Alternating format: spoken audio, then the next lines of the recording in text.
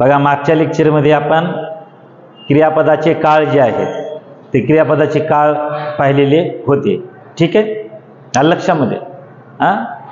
आणि आता क्रियापदाचे काळ आपले या ठिकाणी समाप्त झालेले आहेत. तर आपला पुढचा जो भाग आहे ते क्रियापदाचे अर्थ जे आहेत ते क्रियापदाचे अर्थ आपल्याला या ठिकाणी पाहिजेत. काय पाहायचं आहे? क्रियापदाचे अर्थ. आलं लक्षामध्ये?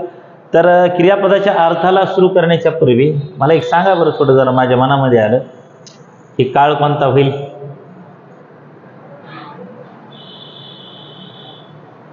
मी इकडं वाक्य लिहितो. ठीक आहे, तुम्ही काळ सांगा आधी, त्याच्यानंतर मी तुम्हाला क्रियापदाचे अर्थ सांगतो. तो लिहून घ्या वाक्य. तो नेहमीच संगीताच्या साधनेत वेळ घालवी. संगीताच्या साधनेत वेळ घालवी.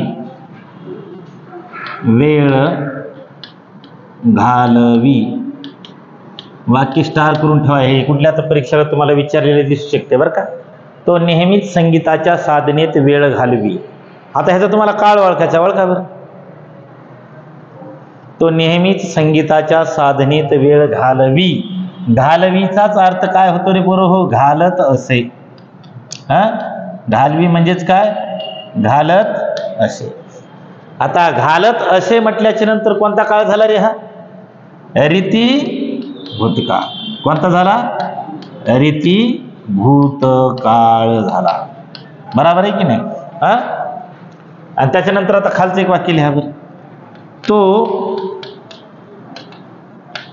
देशोदेशीच्या कथा सांगे. देशोदेशीच्या, देशीच्या देशीच्या म्हणले अतिच्या नादाला लागू नका. ठीक आहे. तो देशोदेशीच्या कथा सांगे. आता सांगे म्हणजे काय रे बरं? हो, सांगत असे असं लक्षात ठेवायचं. म्हणून हा देखील कोणता काळ आहे? तर रीती भूतकाळच आहे की नाही? रीती भूतकाळच आहे ना, बराबर. आता आपल्याला काय करायचंय? क्रियापदाचे अर्थ जे आहेत ते क्रियापदाचे अर्थ या ठिकाणी पाहायचे आहेत बरं का. ठीक आहे, चला मग आपण या ठिकाणी पाहण्याचा प्रयत्न करूयात. चला, क्रियापदाचे अर्थ. ठीक आहे. क्रियापदाच्या रूपावरून काळाचा बोध होतो हे आपल्याला माहिती आहे. क्रियापदाच्या रूपावरून कशाचा बोध होतो? काळाचा बोध होतो ना, बरोबर आहे. काळ म्हणजे दुसरं तिसरं काय नसून काय आहे? क्रियापदाचं रूपच आहे. मग जेव्हा क्रियापदाच्या रूपावरून काळाचा बोध होतो, काय? काळाचा बोध होतो, त्यावेळेला क्रियापदाच्या रूपावरून कधी कधी काळाचा बोध होतो, परंतु केव्हा केव्हा क्रियापदाच्या रूपावरून काळाचा बोध न होता आपल्या मनातील इच्छा असतील, आशीर्वाद असेल, प्रार्थना असेल, विनंती असेल, कर्तव्य असेल, या ज्या काही भावना आहेत त्यांचा बोध होतो. मग काळाचा बोध न होता आपल्या मनातल्या ज्या काही भावना आहेत या भावनांचा बोध झाला की त्यालाच काय म्हणायचं पूर्व? क्रियापदाचे अर्थ. त्याला काय म्हणायचं? क्रियापदाचे अर्थ. मग आपल्या मनामध्ये काय? आपण कधी कुणाला आशीर्वाद देतो, कुणासाठी कधी प्रार्थना करतो, केली की नाही कधी कुणासाठी प्रार्थना? कुणासाठी प्रार्थना करतो, बरोबर आहे. कधी आपलं म्हणजे एखादी गोष्ट करणं हे आपलं कर्तव्य असतं. आपण कधी कुणाला विनंती करतो, अलग लक्षात. मग हे भाव ज्या वेळेला क्रियापदाच्या रूपावरून समजतात त्यावेळेला त्याला आपल्याला ते काळ म्हणता येत नाही, तर त्याला आपण काय म्हणायचं? मग क्रियापदाचे अर्थ असं म्हणायचं. अलग लक्षामध्ये. आता मी या ठिकाणी असं म्हटलं पहा, प्रत्येकाने चांगला अभ्यास करावा. प्रत्येकाने चांगला अभ्यास करावा. आता प्रत्येकाने चांगला अभ्यास करावा असं म्हटल्याच्या नंतर मी जर तुम्हाला म्हणलं ह्याचा काळ ओळखा, तर ह्याचा आपल्याला काळ सांगता येत नाही, कारण ती आपल्या मनातला एक भाव आहे. लक्षामध्ये. ठीक आहे. मी ते कालही म्हणलेलं असू शकतं, मी आजही तसंच म्हणलं तर मी तसंच म्हणणार आहे, मी उद्या वाक्य म्हणलं तर मी ते तसंच म्हणणार आहे. मग आपल्याला ह्याचा काळ सांगता येईल का? ह्याचा काळ सांगता येणार नाही. कोणत्या वाक्याचा काळ सांगता येणार नाही? ठीक आहे. मी आता जे काय म्हणलो तुम्हाला, प्रत्येकाने चांगला अभ्यास करावा. प्रत्येकाने चांगला अभ्यास करावा. कारण आपण अभ्यास करायला आलो का पटवा पटवीला आलो इथं? प्रत्येकाने चांगला अभ्यास चांगला अभ्यास करावा. आता मला एक गोष्ट सांगा पुरं हो, हे करावा हे वाक्यातलं काय आहे? क्रियापद आहे, बरोबर आहे. आता या क्रियापदाच्या रूपावरून तुम्हाला काळाचा बोध व्हायलाय की मनातली इच्छा कळाली, मनातला भाव कळालाय. मग ज्या वेळेला क्रियापदाच्या रूपावरून मनातला भाव कळतो त्यावेळेला त्याला आपण काय म्हणावं?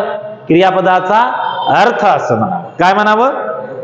म्हणजे इंग्लिशमध्ये जे काही मूड नावाचा चॅप्टर आहे त्या इंग्लिश मधल्या मूड या चॅप्टर वरून क्रियापदाचा अर्थ हा मराठीमध्ये आलेला आहे. इंग्लिश मधला कोणता चॅप्टर? Mood, MOOD, mood. आलं का लक्षामध्ये? या चॅप्टर वरून या ठिकाणी क्रियापदाचा अर्थ हा चॅप्टर मराठीत आलेला आहे. आलं लक्षामध्ये? ठीक आहे. आता मग काय रे, प्रत्येकाने चांगला अभ्यास करावा हे प्रत्येकाचं काय असेल सांगा बरं? कर्तव्य आहे ना. काय हे? कर्तव्य. मग कर्तव्य कधी बदलतं का? काल जे आपलं कर्तव्य होतं तेच आज कर्तव्य आहे, तेच उद्या कर्तव्य आहे, बरोबर आहे? आलं लक्षामध्ये? ठीक आहे. म्हणून ह्याला आपल्याला काळ कोणता आहे ते सांगता येतं, तर आपल्या मनातला भाव कोणता आहे ते सांगता येतो ना. मग आपल्या मनातला भाव कोणता येत आता? कर्तव्याचा आहे. कसा आहे? कर्तव्याचा. म्हणून या ठिकाणी क्रियापदाचा अर्थ म्हणजे काय तर पहा, क्रियापदाच्या रूपावरून काळाचा बोध होतो, परंतु केव्हा केव्हा क्रियापदाच्या रूपावरून काळाचा बोध न होता आज्ञा असेल, आशीर्वाद असेल, विनंती असेल, प्रार्थना असेल, कर्तव्य असेल, इच्छा, संकेत, बोलणाऱ्याच्या मनातील उद्देश, हेतू इत्यादी जे प्रयोजन समजतं यालाच आपण काय म्हणायचं व्याकरणात? क्रियापदाचे अर्थ. काय म्हणायचं त्याला? अर्थ. आणि क्रियापदाचे अर्थ एकूण किती आहेत? 4. क्रियापदाचे एकूण अर्थ किती आहेत? 4. क्रियापदाचे एकूण अर्थाचे 4 प्रकार पडतात. किती प्रकार पडतात? 4 प्रकार पडतात. 4 कोणकोणते प्रकार आहेत? स्वार्थ, आज्ञार्थ, विध्यर्थ, संकेतार्थ. क्रियापदाचे अर्थ एकूण किती आहेत? 4 आहेत. 4 कोणकोणते आहेत? स्वार्थ, आज्ञार्थ, विध्यर्थ, संकेतार्थ. आलं लक्षामध्ये? ठीक आहे. आता हे जे आहेत ना, ह्या प्युअर मनातल्या भावना आहेत पहा. ह्या प्युअर मनातल्या काय आहेत? भावना आहेत. परंतु स्वार्थ हे जे क्रियापदाचा अर्थ आहे, या स्वार्थ या क्रियापदाच्या अर्थावरून काळाचा बोध होतो. बरोबर. इथं कशाचा बोध होतो सांगा? काळाचा बोध होतो. आलं लक्षामध्ये? परंतु हे जे आज्ञार्थ, विद्यार्थ, संकेतार्थ जे आहेत का, इथं काळाचा बोध होत नाही. आलं लक्षामध्ये? ठीक आहे. मग इथं काय समजते आपल्याला? मनातील भाव. ठीक आहे. यावरून आपल्याला काय समजते पुरं हो? आपल्या मनातील भाव. आलं का लक्षामध्ये? मग आपल्या मनातले भाव काय काय असतात? या मनामध्ये पाय कधी कधी इच्छा उत्पन्न होते, बरोबर आहे. तू कधी कुणासाठी प्रार्थना करतो, आलं लक्षामध्ये? तू कधी कुणाला आशीर्वाद देतो, बरोबर आहे ना? ठीक आहे. हा, तू जन्माला आल्याच्या नंतर तुझे काही कर्तव्य आहेत, तो ते कर्तव्य पार पाडतो. आलं का लक्षामध्ये? ठीक आहे. कधी तू कुणाला आज्ञा देतो, बरोबर आहे. कधी तो कुणाला प्रश्न विचारतो किंवा कधी तू अनुज्ञा करतो. आता ही आज्ञा काय, अनुज्ञा काय, या सगळ्या भानगडी आपल्याला पाहायच्या आहेत. ठीक आहे.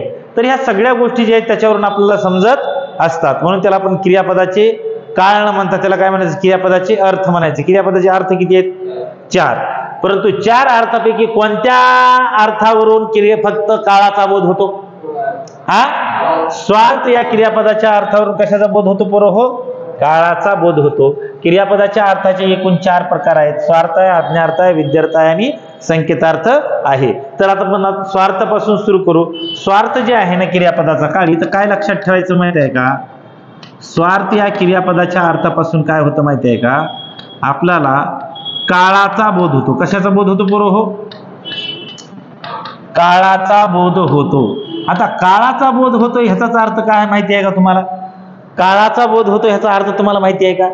काळाचा बोध होतो म्हणजे कोणत्या काळाचा? तर फक्त साध्या काळाचा. कोणत्या काळाचा बोध होतो इथं? फक्त साध्या काळाचा बोध होतो. मग मी म्हणलं राम अभ्यास करतो, कोणता काळ आहे सांगा बरं हो? राम अभ्यास करतो, साधा वर्तमान काळ. करेक्ट. मग तुम्हाला जर म्हणलं तो क्रियापदाचा अर्थ कोणता, तर क्रियापदाचा अर्थ देखील कोणता होईल? बघा मी आता फक्त एवढंच म्हणलं काय, राम अभ्यास करतो. राम या करतोस की करत नाही सांग? राम अभ्यास करतो. करतो हे काय झालं? क्रियापद झालं. कोणत्या काळातला? वर्तमान काळातलं. आलं लक्षामध्ये? मग वर्तमान काळापैकी साधा वर्तमान काळ आहे, चालू वर्तमान काळ आहे की पूर्ण वर्तमान काळ आहे? कोणता काळ आहे तो? साधा वर्तमान काळ आहे. कोणता काळ आहे रे बाबा? हा साधा वर्तमान काळ आहे.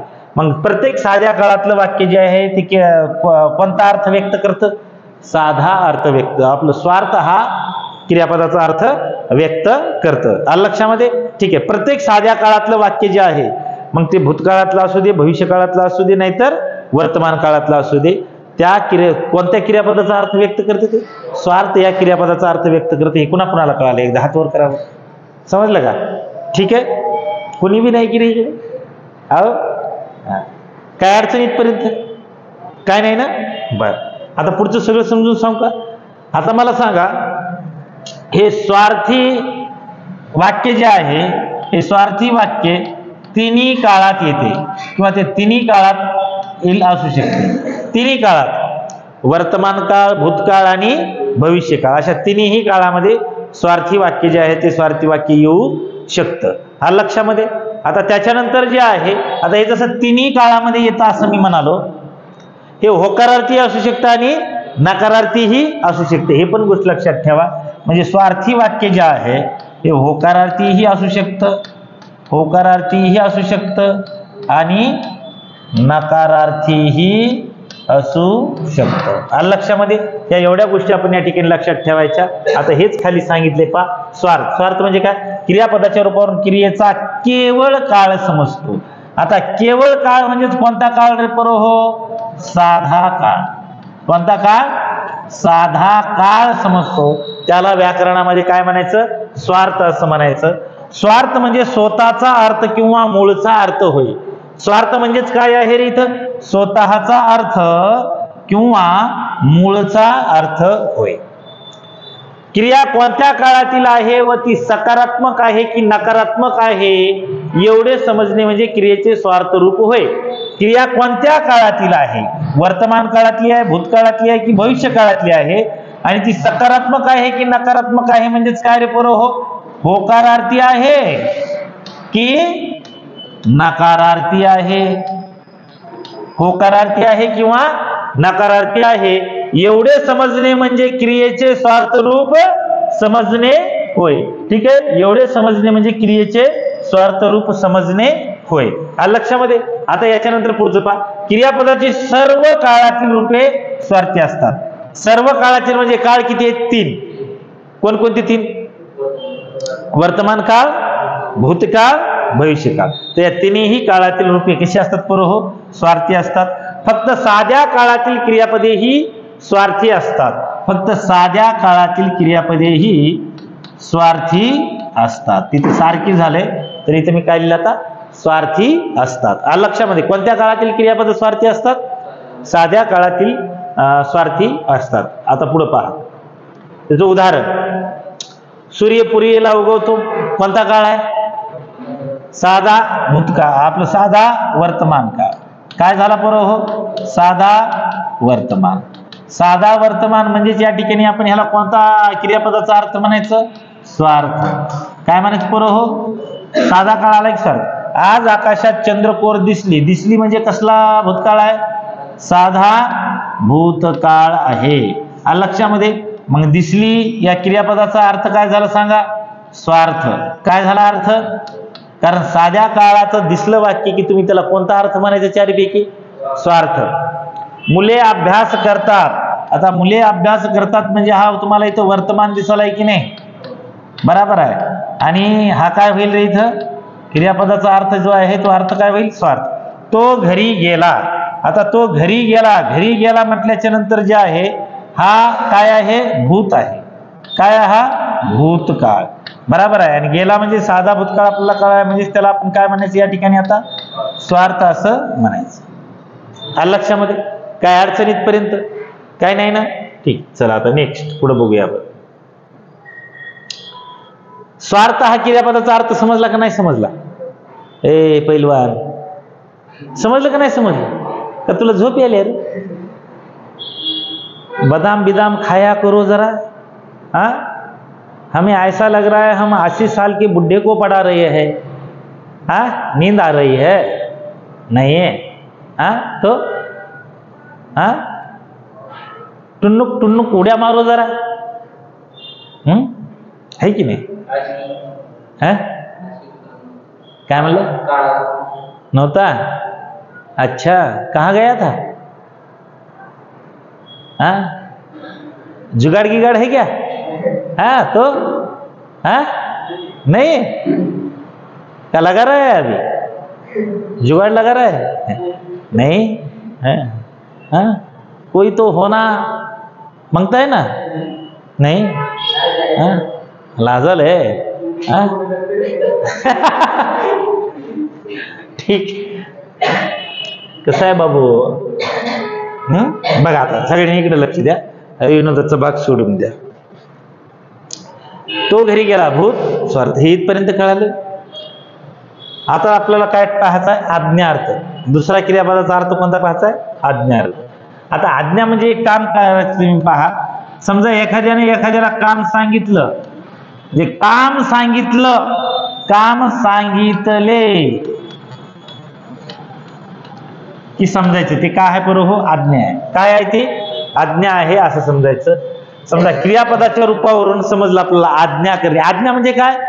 एखादं काम करायला सांगणे.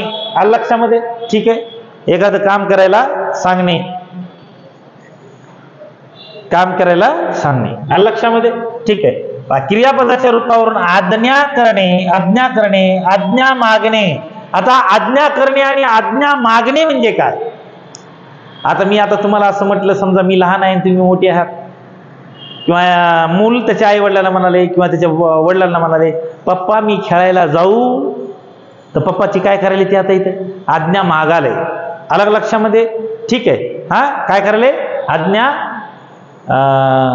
मागाले. आणि पप्पा त्याला म्हणलेत, पा तू जाय ग्लासभर पाणी घेऊन ये. आता ग्लासभर पाणी घेऊन ये म्हटल्याच्या नंतर त्याला पप्पा त्याला काय करायलेत? आज्ञा करायलेत. कामच सांगालेत ना. कुठलं आणलंस? पाणीच आहे ना.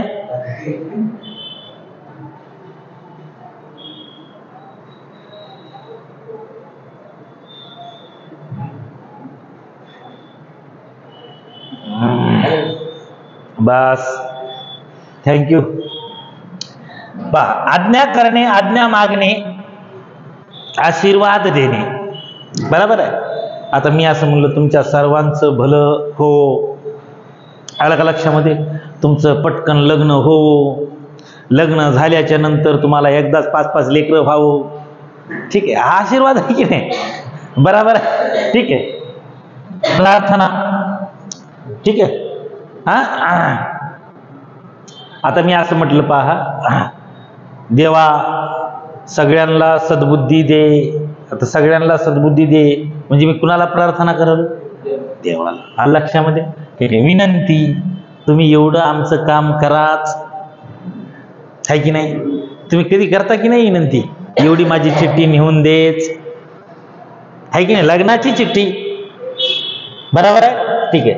सल्ला आहे, उपदेश आहे, इत्यादी गोष्टीचा बोध होत असेल तर त्या क्रियापदास कोणते क्रियापद म्हणायचं सांगा पटकन.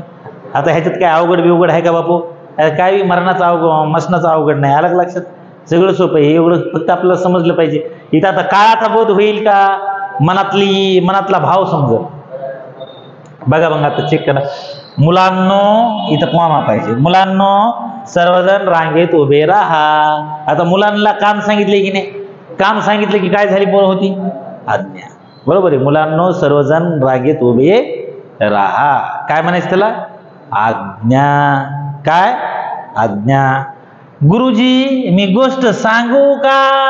आता सांगू म्हणलं परवानगी मागायले का परवानगी द्यायला? मागायले. मग जिथं असा भाव येत असेल तर त्यावेळेला त्याला काय म्हणायचं? पूर्व अनुज्ञा. काय म्हणायचं त्याला? अनुज्ञा. आज्ञा आणि अनुज्ञा मधला फरक कळालाय का? वरी काय करायले? म्हणजे काम सांगायले, मुलांनो सर्वजण रांगेत उभे राहा. उभे राहा. काम सांगाय. काम सांगितली काय झाली? परवानगी मागितली की त्याला काय म्हणायचं? हा, तुम्ही असं म्हणत होता की नाही शाळेत, मॅडम मी आत येऊ का? घरात नाही, शाळेत. ठीक आहे. हा, बरोबर आहे. मॅडम मी आत येऊ का? नाही, तुम्ही असं म्हणत असताल, बाई मी आत येऊ का? बरोबर आहे, ठीक आहे. तर त्याला काय म्हणायचं? अनुज्ञा. काय म्हणायचं रे? आणि बघ आता सौम्य आज्ञा एक असते. आता सौम्य आज्ञा म्हणजे काय माहिती आहे का? अतिशय प्रेमाने बोलणे. आलं का लक्षामध्ये? ठीक आहे. आता बघा इथं काय म्हणले रे? बाळ ते पडलेले पेन दे रे जरा. आहे की नाही? त्याला किती असं म्हणजे असं त्याच्या मनाला किती भारी वाटेल असं. आलं का लक्षात? बाळ ते पडलेले पेन दे रे जरा. आहे की नाही? मग बाळ आणि माणसानं आज्ञा पण कशी करावी माहिती आहे का? सौम्य आज्ञा करावी. आलं का लक्षात? किंवा आता समजा तू तिथे त्या खिडकीला बसलाय पाय, ठीक आहे, मी म्हणालो वागा तेवढी खिडकी लाव रे जरा.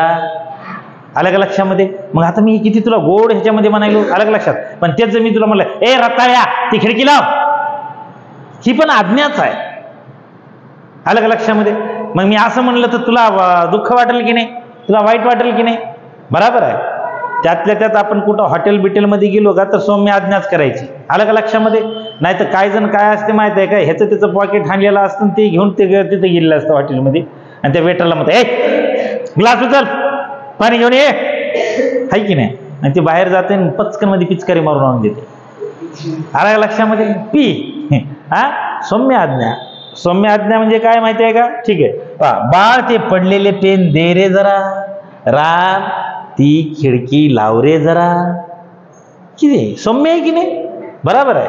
ठीक आहे. एवढे आमचे काम कराच प्लीज, कृपया, असे शब्द जरी आले नाही आले तरी ह्याच्यातून भाव काय आला?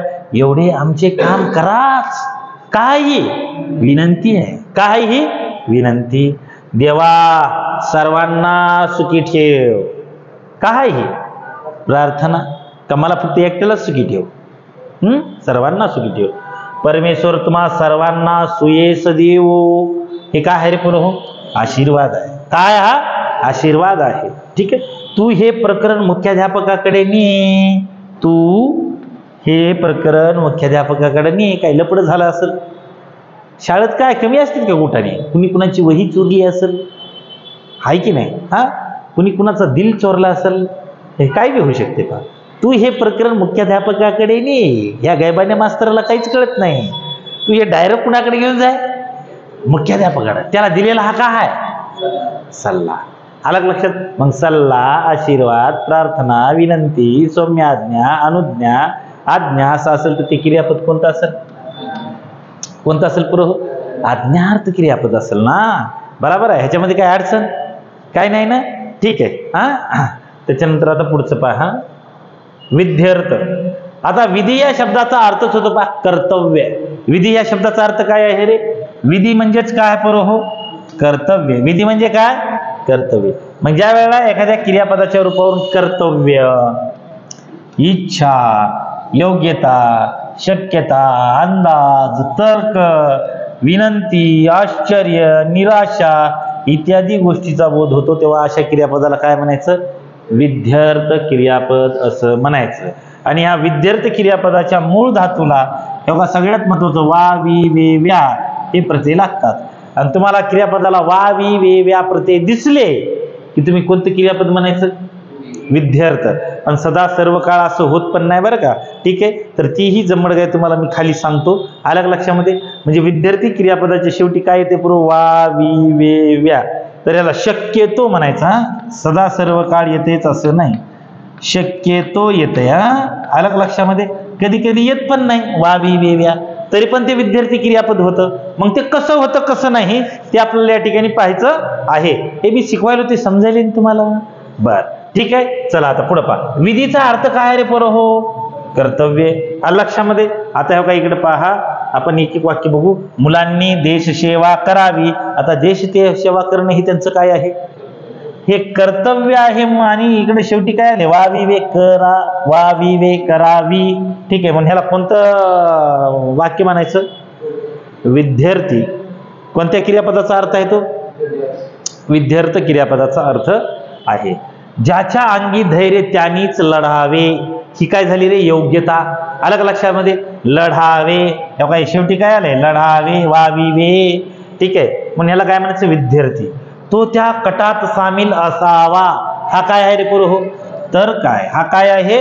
तर्क आहे. आलं लक्षात? नसावा वाविवे, तो त्या कटात सामील असावा. तर्क आहे की नाही, अंदाज आहे ना तो, बराबर आहे. ठीक आहे. त्यानंतर पहा, वर्गात गोंगाट आहे, बहुधा शिक्षक वर्गात नसावेत. आता इथं फसायचं नाही बरं का, इथं त लागले म्हणून पहा, इथं लालेच की नाही वे, बराबर आहे. ठीक आहे. नसावे वाविवे मधले हे वे. ठीक आहे. हे काय आहे? तर्क आहे. आणि तर्क आहे म्हणून ते काय आहे? विध्यर्थ आहे. तर्क आहे म्हणून ते काय आहे? कारण आपण या ठिकाणी म्हणलेच काय ते पहा, कर्तव्य, इच्छा, योग्यता, शक्यता, अंदाज, तर्क, विनंती, आश्चर्य, निराशा इत्यादी गोष्टीचा बोध होतो तेव्हा काय म्हणायचं त्याला? विद्यार्थी क्रियापद असं म्हणायचं. आलं लक्षामध्ये? पहा, कृपया उत्तर पाठवावे, काय झाली ही? विनंती. आता बघा, मी दोघांमधला तुम्ही फरक पहा. ठीक आहे. एवढे आमचे काम कराच, एवढे आमचे काम कराच, हे काय पुरो? एवढे आमचे काम कराच. हा, किंवा मी असं केलं, कृपया एवढे आमचे काम कराच, तर पुरो ही पण विनंतीच झाली ना बे गायबाने. हो, आलं लक्षात? हा, पण ही विनंती झाली, परंतु ही विनंती या क्रियापदाच्या रूपावरून कोणता अर्थ समजतो? आज्ञा. कृपया उत्तर पाठवावे ही पण विनंतीच आहे, पण इथं काय समजते आपल्याला? विध्यर्थ हा अर्थ समजतो. काय समजतो? विध्यर्थ